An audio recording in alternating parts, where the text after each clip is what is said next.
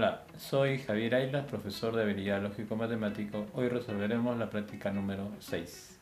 Dice así el primer ejercicio. 4 avesados asesinos quieren cruzar un río y tienen un único bote que como máximo puede llevar a 2 personas a la vez. Las relaciones entre los 4, A, B, C y D, no son buenas. A y B se odian, B y C se odian, A y D se odian. Si 2 personas que se odian quedan solas, sea en alguna orilla o en el bote, se matarían entre sí. ¿Cuántos viajes serán necesarios como mínimo para que los 4 asesinos se trasladen a la otra orilla sanos y salvos? Como hemos leído entonces, hay 4 personas que deben atravesar el río en un bote y el bote solamente puede llevar a 2 de ellos. Pero el problema está en que hay parejas que no pueden estar. Por ejemplo, A y B no pueden estar juntos, B y C tampoco, y A y D no se pueden quedar, ¿no? Ponemos en primer lugar a los 4 personajes. A ver, A, B, C y D. ¿Ok? Simulamos que esta línea va a ser entonces lo que tienen que cruzar y bajamos. ¿Ok? Esta va a ser entonces el río. Pongamos por acá. Bien. Como la combinación AB no puede ser porque A y B se odian, tampoco puede ser la combinación AD. Entonces, lo que sí puede ser es la combinación AC. Eso haría de que BD y se queden, y también pueden combinar BD. Entonces, el primer viaje que podría ser entre estos personajes podría ser que viaje A con C. De tal manera que B y D van a quedar en esta orilla. Acá entonces debe quedarse uno de ellos, por ejemplo C, y A regresa. Entonces regresa a la otra orilla con el bote. Permitiendo entonces que A se quede acá y ahora viajen pues B y D, que sí lo pueden hacer. Entonces viajan ahora B y D. Llegan B y D, se van a quedar acá, D y B, y viaja C para traer a A. Entonces viaja C, se encuentra con A, y el último viaje sería entonces entre A y C, quedando los 4 de esta manera. D y B llegado en el viaje anterior junto con A y C. ¿Ok? Por lo tanto se necesita 1, 2, 3, 4, 5 viajes como mínimo. La clave sería la A. La pregunta número 2 también trata sobre traslados. Dice así: en el gráfico 2 se muestran fichas desordenadas. Lo que se quiere es reordenarlas como en el gráfico de la figura número 1. Para ello, cada ficha puede trasladarse a una casilla contigua si ésta se encuentra vacía o saltar sobre una ficha contigua a una casilla vacía. ¿Cuántos movimientos se deben realizar como mínimo para lograrlo? La intención entonces de este ejercicio es acomodar los números del gráfico número 2 como el gráfico número 1 que está acá de modelo. Entonces, ¿en cuántos traslados como mínimos hay que realizarlos, no? Se puede hacer el salto de un número de un lugar a otro que esté vacío. Por ejemplo, el único salto permitido hasta ahorita es el 3, salte, deje este espacio y se venga por acá. 3. ¿Okay? Luego, el número 2 va a dar este espacio como para que el 4 pueda saltar, sería el segundo movimiento. Ahora, los números también pueden saltar por encima de otro, ¿no? Eso quiere decir que el 4 puede venir acá, 2 aquí y 3 acá. De tal manera que ya el 1 ocupa la posición que debería ocupar 1, dejando este espacio en blanco. Lo que podría servir para que el número 2 pueda saltar hasta acá. Entonces sería el 1 acá, el 2 acá, el 4 acá, libre este espacio porque el 2 ya saltó, el 3. Siguiente salto, 1 acá, 2 acá, el 4 aquí y el 3 acá. Listo. Por último, tendríamos entonces el 1 acá, el 2 acá y el último salto sería el del 3. Y dejando el 4 acá y finalmente el último espacio queda libre. Bien. ¿Cuántos traslados hemos tenido que hacer? Sería 1, 2, 3, 4, 5, 6, 7 traslados como mínimo de un lugar a otro. La clave entonces la C. El ejercicio 3 ya trata sobre la parte de aritmética, ¿no? Esta semana nos toca ver divisibilidad, como en la semana número 6. Por ejemplo, dice así: el profesor de Jaimito le hace la siguiente pregunta: ¿cuántos números de 3 cifras que son divisibles por 5 dan como residuo 5 al ser dividido entre 17? ¿Cuál fue la respuesta correcta que dio Jaimito? Como el profesor dice cuántos números de 3 cifras que son divisibles por 5 dan como residuo 5 al ser dividido entre 17, podemos poner que el número que estamos buscando sea n. Característica de n es un múltiplo de 5. Otra característica de n, que es un número de 3 cifras y múltiplo de 5. Por lo tanto, también podemos decir que n entonces está en este rango. Mayor o igual que 100, que es de 3 cifras y múltiplo de 5, ¿no? Y menor o igual que 995, que es el número más grande de 3 cifras y múltiplo de 5. Siguiente característica es que n, al ser dividido entre 17, dice así, ¿no?, da como residuo 5. Vale decir entonces que n es 17k, por ejemplo, ¿no?, más 5.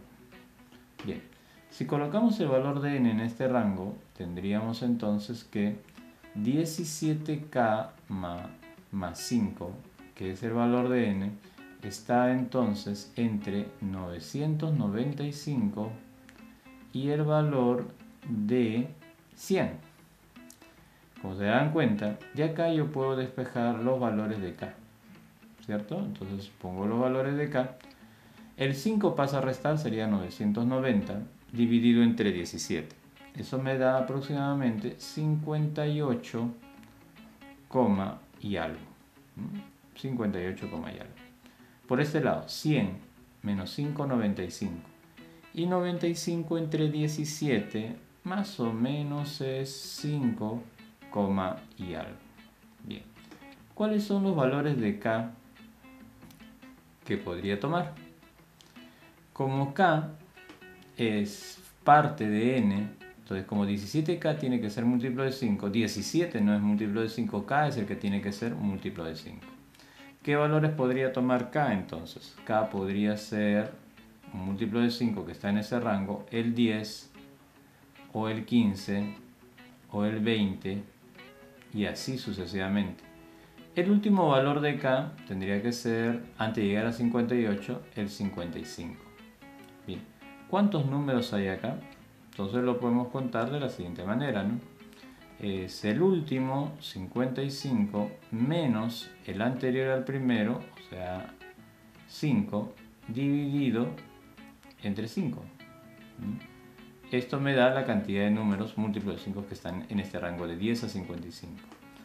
Bien, ¿cuánto sale? Sería 55 menos 5, 50, entre 5 igual a 10.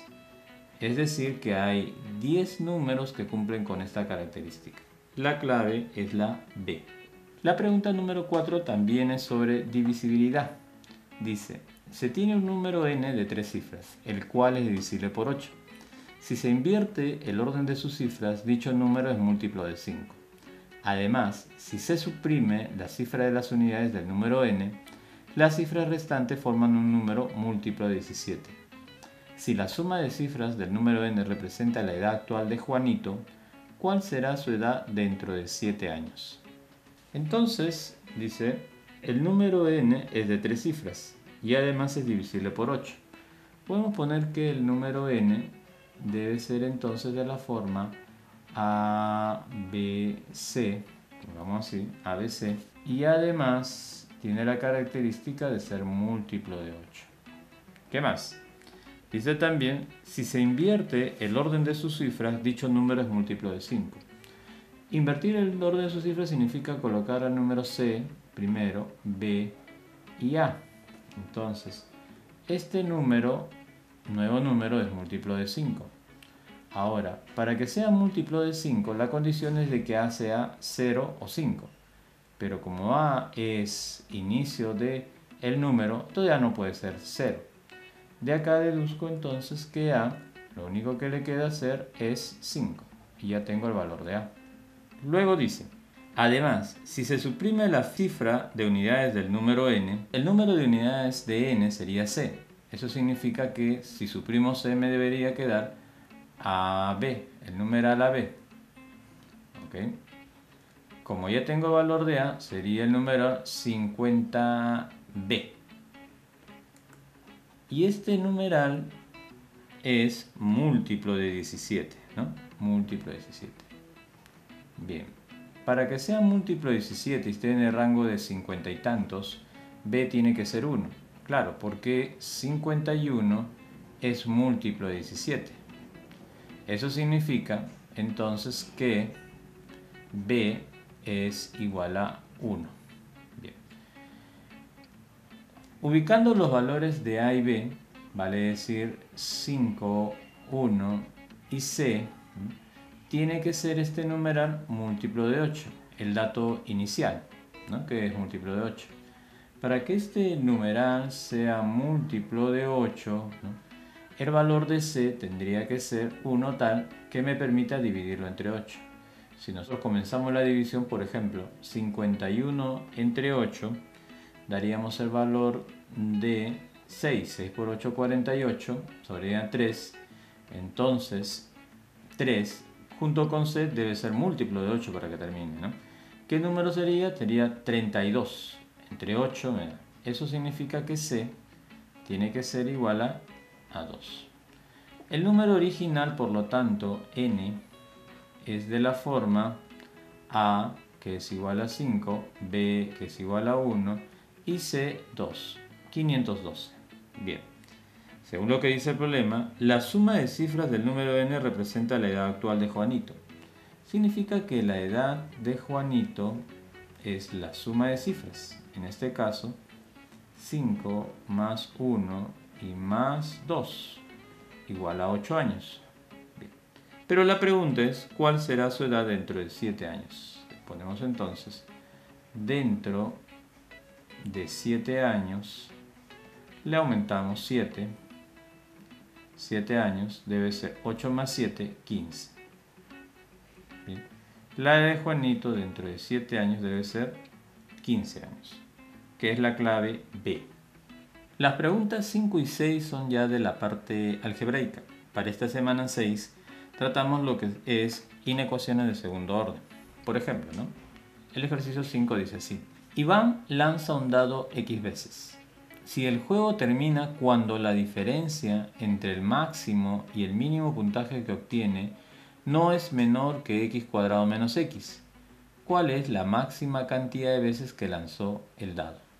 Dice, Iván lanza un dado X veces. Nosotros sabemos que en un dado los valores que podemos obtener si lanzamos el dado son 1, 2, 3, 4, 5 y 6. Bien. Como lanza X veces, lo máximo que podríamos obtener, ¿no?, es que las X veces sean 6. Entonces pongo acá, lo máximo que podríamos obtener es que es 6x puntos. Bien. Y lo mínimo que podríamos obtener es que en los dados salga el valor mínimo, ¿no?, que en este caso es 1. 1 por x sería x. Bien. El juego consiste, dice, cuando la diferencia entre el máximo y mínimo puntaje que obtiene, bueno, la diferencia entre el máximo y mínimo puntaje, lo podemos ver acá, la diferencia es 5x. Dice, no es menor.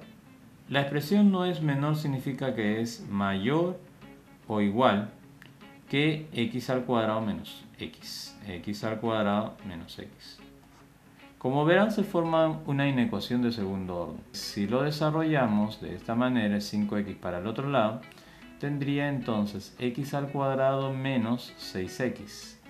Acá puedo factorizar el valor de x y tendría x menos 6. Bien.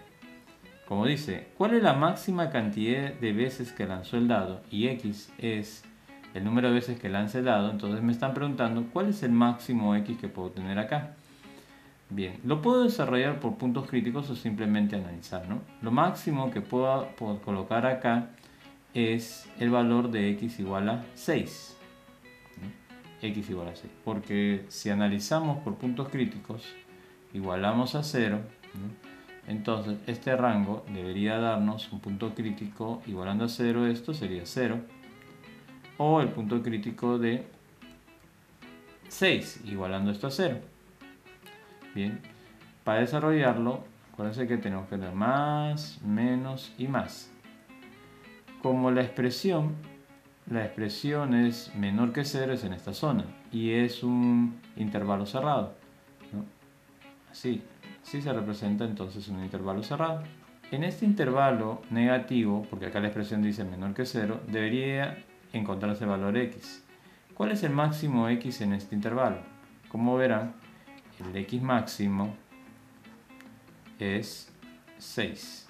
Por lo tanto, la clave es D. Seguimos. La pregunta número 6 también trata sobre inecuaciones de segundo orden. Dice así: el cuadrado de la edad de Marcos menos 3 es mayor que 165. En cambio, el doble de su edad más 3 da un número menor que 30. ¿Cuántos años tiene Marcos? Como dice el problema, entonces vamos a buscar la edad que tiene Marcos en años. Si ponemos m, la edad de Marcos, entonces el primer párrafo dice el cuadrado de la edad de Marcos. Eso quiere decir que m al cuadrado, coma, porque hay una coma de separación, menos 3 es mayor que 165. Mayor que 165. Ok. De acá puedo decir entonces que m al cuadrado es mayor que 168. Si hubiera llegado a 169, entonces m tendría que ser mayor, sacando raíz cuadrada, de 13. Pero no llega a 169, solamente 168. Significa que la raíz cuadrada no va a llegar a 13, sino a 12, y algo. Ok, primer dato, ¿no? Que lo podemos poner por acá, primer dato. Segundo párrafo, dice entonces, en cambio, el doble de su edad, vale decir 2m, el doble de su edad, más 3, el doble de su edad más 3, separado, entonces 2m más 3, da un número menor que 30. Esto es menor que 30. Si 3 pasa a restar sería 27 y luego 2 pasa a dividir, eso hace que la edad de Marcos sea menor. 27 entre 2, 13,5. Bien. Como la edad de Marco es menor que 13,5, mayor que 12, y algo, el único valor entero, como piden años, es 13, que sería la edad de Marcos, ¿no? Marco entonces tiene 13 años. Bien. La clave es la E. El ejercicio 7 y también el número 8 es la parte geométrica de la semana 6. Trata sobre ruedas, poleas y engranajes, ¿no? Ejercicios como este de acá, que dice así: en el sistema mostrado, ¿qué ángulo gira el engranaje D si el engranaje A gira un ángulo de 36 grados? Como verán, en este sistema mostrado, el engranaje A y el engranaje B están unidos por los dientes. Eso hace que se cumpla que el número o el radio de A multiplicado por el ángulo que gira debe ser igual al radio de B multiplicado por el ángulo que gira B. Entonces ponemos acá el ángulo que gira A, si le ponemos a ver el ángulo θ que gira A multiplicado por el radio de A, como verán en la gráfica es 10, es igual al ángulo que gira B multiplicado por el radio de B, y del gráfico se nota que es igual a 8. Bien, como el ejercicio dice que A gira 36 grados, podemos reemplazarlo. Entonces 36 multiplicado por 10 es igual al ángulo que gira B multiplicado por 8. De aquí podemos sacar la conclusión de que el ángulo B va a ser igual entonces a, simplifico acá cuarta, ¿no? Y acá cuarta, me debe quedar entre 4, 9 y entre 4, 2. Saco mitad y acá me queda 5. Por lo tanto, el ángulo B debe ser 9 por 5, 45 grados. En el mismo gráfico se nota pues que el engranaje B y el engranaje C están unidos por el mismo eje. Eso hace que el ángulo que gira C sea igual al ángulo que gira B. Bien, ya tengo entonces el ángulo que gira C. Ok, ahora, si nos damos cuenta, el engranaje C y el engranaje D están unidos por los dientes. Eso significa que el ángulo que gira C multiplicado por el radio de C, que es 4, debe ser igual al ángulo que gira D multiplicado por el radio de D, que en este caso es 6. Bien. Como tengo el valor de C, entonces diría que el ángulo que gira D debe ser igual al ángulo girado por C, que es 45, multiplicado por 4 y dividido entre 6. Bien. Si yo simplifico mitad y mitad, quedaría 2 y acá quedaría 3. Saco tercia y acá también tercia, entonces me quedaría 15. Al final, los dos números se multiplican, 15 por 2, 30 grados. Es decir, el ángulo que gira D es de 30 grados. Por lo tanto, la clave es la E. El ejercicio 8 dice, en la siguiente figura, las poleas A y B están al mismo nivel. R es igual a 5 tercios de centímetro. Halle la suma de medidas de los ángulos girados en radianes por ambas poleas, para que las esferas disten 10 pi centímetros de altura. Lo que nos está pidiendo es que en el sistema, al inicio, las poleas A y B están al mismo nivel, que se diferencien en 10 pi centímetros, ¿no? Eso es lo que están pidiendo. ¿Qué ángulo deben girar para que esas esferas disten 10 pi centímetros? Bien, como ustedes se dan cuenta, la polea B estaba acá y va a subir. Entonces, lo que sube B debe bajar A, ¿no? Porque es una misma cuerda. Si B sube 5, por la cuerda sube 5, ¿no? Y por la otra cuerda debería bajar 5. Entonces, lo que sube y baja son iguales. Eso significa, si nuevamente retomamos el punto central acá, se darán cuenta que este es el centro. Entonces, lo que ha bajado 1, el otro ha subido, ¿no? Lo que ha bajado 1, el otro ha subido. Este ha bajado 5pi y este debe haber subido entonces 5pi. Si él sube 5pi, significa acá que va a enrollar 5pi. Para que enrolle este arco de 5pi, tiene que haber girado un ángulo, vamos a llamar 1, ¿no? Un ángulo 1. Y el radio acá, en el gráfico original, es 3R. Puedo aplicar LOR. Entonces, aplicando LOR, o arco igual ángulo por radio, podría decir que 5pi es igual al ángulo 1, poner acá, multiplicado por 3R. Significa entonces que el ángulo 1 es igual a 5pi sobre 3R. Bien. Si A baja 5 es porque acá en la parte superior también desenrolla un arco de 5pi. Al desarrollar un arco de 5pi, entonces va a girar un ángulo acá, un ángulo 2. Bien, aplicando LOR nuevamente, acá tendría entonces el arco 5pi debe ser igual al ángulo girado, ángulo 2, multiplicado por el radio, en este caso que es simplemente R. Eso significa que el ángulo 2, vamos a poner acá, el ángulo 2 es igual a 5pi entre R. Bien, como me piden la suma, entonces la suma de ambos ángulos sería 5pi sobre 3R más 5pi sobre R.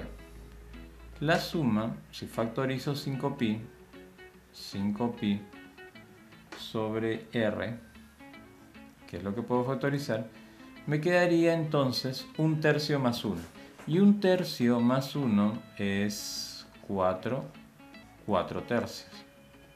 Ok. Como R por dato es, R dice que vale 5/3, lo podemos reemplazar. Entonces sería 5pi sobre R, que es 5/3. Y acá esto está multiplicado por 4/3. Simplificando entonces el 5 con el 5 y el 3 con el 3, tendría que la suma de esos ángulos es 4pi.